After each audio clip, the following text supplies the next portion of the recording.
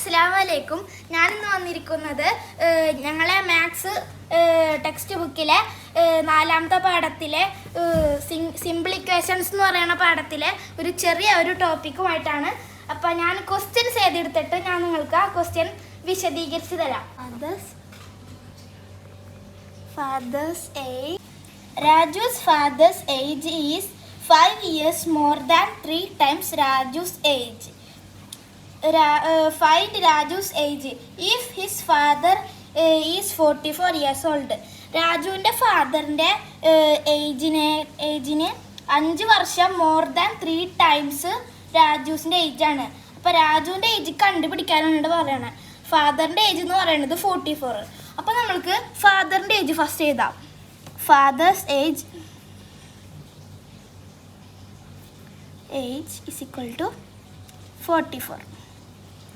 നമുക്കിപ്പോൾ രാജുവിൻ്റെ ഏജ് കണ്ടുപിടിക്കണം. രാജുവിൻ്റെ ഏജ് കണ്ടുപിടിക്കാനായിട്ട് നമുക്ക് ഏതെങ്കിലും വേരിയബിൾസ് കൊടുക്കാം. രാജുസ് ഏജ് ഈക്വൽ ടു നമുക്കിപ്പോൾ ഞാൻ അവിടെ 6 എടുക്കുന്നുണ്ട്. ഓക്കെ, നമുക്ക് ഇക്വേഷൻസ് നോക്കാം. ഇക്വേഷൻ എന്ന് പറയുന്നത്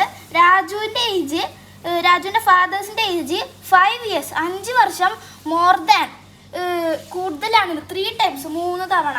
അപ്പോൾ ഇക്വേഷൻ എന്ന് പറയുന്നത് രാജുവിൻ്റെ ഏജ് എടുത്തേക്കണത് 6, 5 ഇയേഴ്സ് അപ്പോൾ 3 ടൈംസ് അപ്പോൾ 3x 3r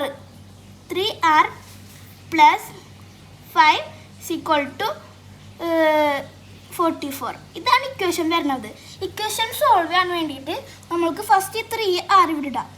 ഈ 5 അങ്ങോട്ട് പോകണ ഇത് പ്ലസ് അല്ലേ, ഈ 5 അങ്ങോട്ട് പോകണ സമയത്ത് മൈനസ് ആവും. അപ്പോൾ ഈക്വൽ ടു 44 മൈനസ് 5. നമുക്ക് 44 മൈനസ് 5 ചെയ്യാം. 44 മൈനസ് 5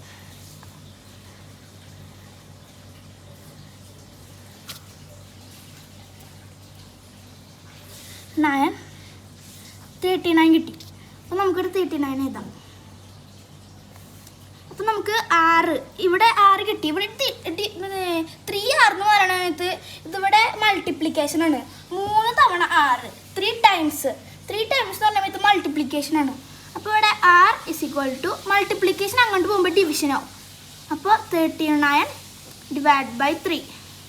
അപ്പോൾ ആൻസർ വരാം